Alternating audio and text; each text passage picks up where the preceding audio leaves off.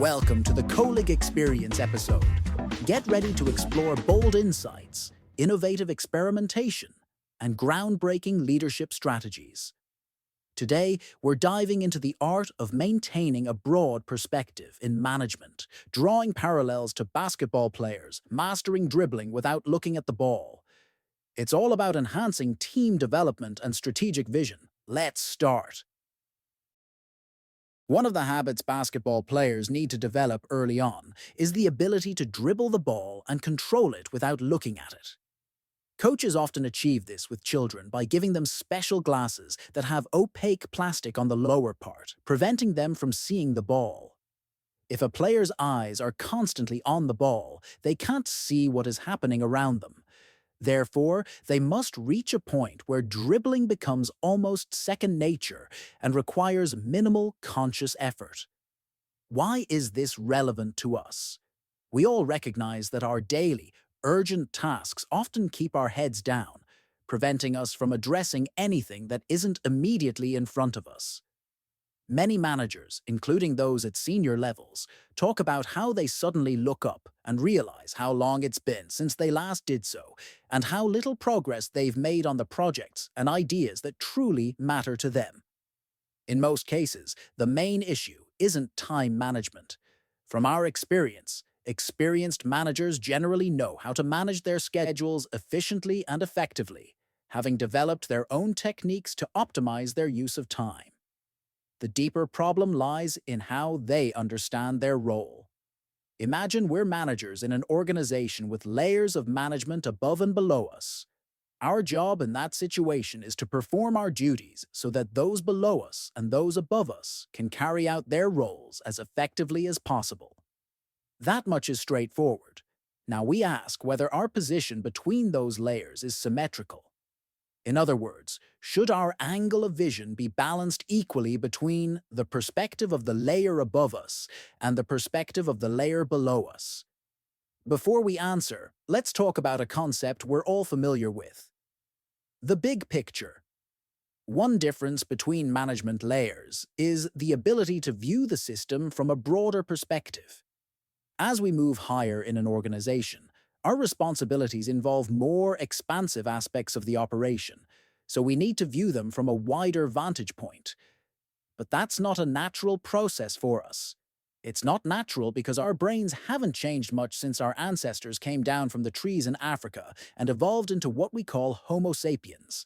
Back then, focusing on small, immediate details was often the difference between life and death. And while those early humans managed to conquer the planet with astonishing speed, nobody saw or planned that more extensive process. They were busy getting through the day.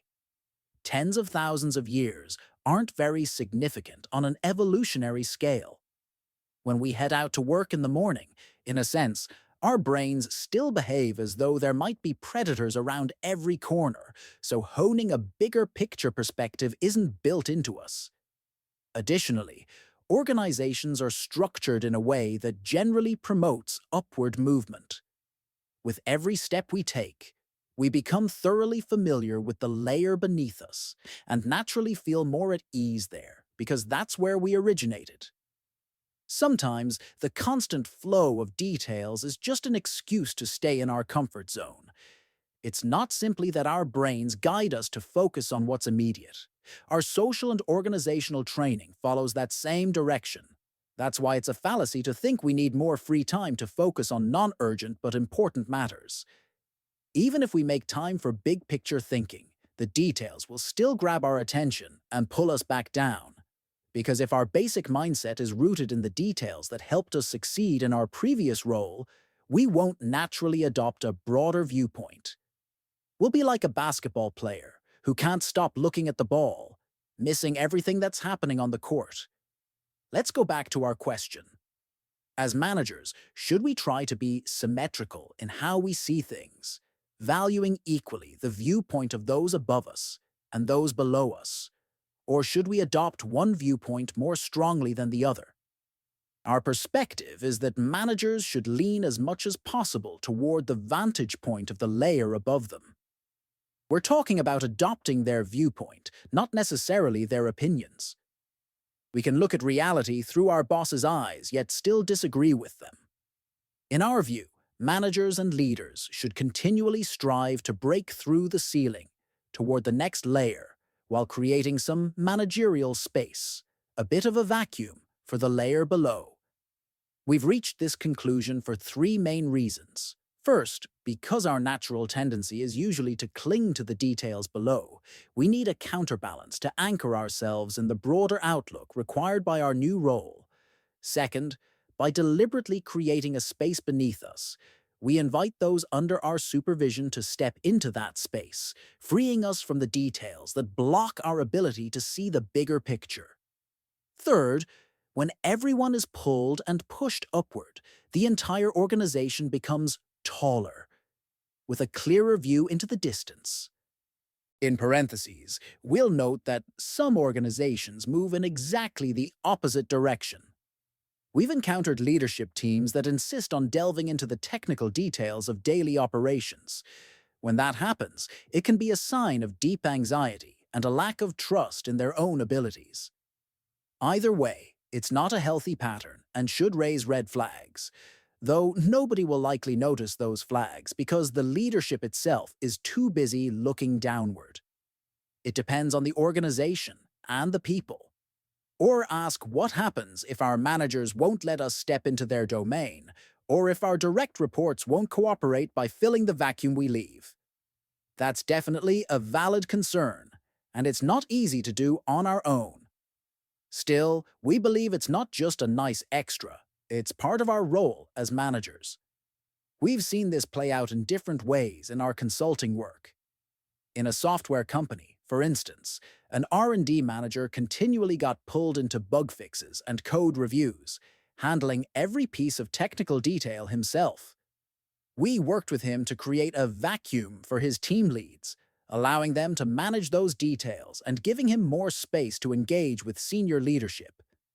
Once he started seeing the roadmap from that higher-level view, he realized how much more impactful his role could be. In a biotech startup, a mid-level manager felt torn between monitoring daily lab experiments and aligning with the leadership team's long-term research plans. She resisted giving the scientists under her full ownership of their daily tasks, fearing she would lose control. But when we encouraged her to hand them greater autonomy, she began having more strategic conversations with her own leaders, shifting the entire research direction in a way that benefited everyone. Those shifts didn't happen overnight, and not everyone cooperated immediately. Still, the process illustrated how managers who push themselves upward while leaving room below not only strengthen the bigger vision, but also help others grow into their own responsibilities. And this approach, keeping our eyes on the bigger horizon, creating space beneath us, and pushing ourselves to see beyond the day-to-day, isn't just a convenient strategy. We see it as an essential aspect of what managers are meant to do.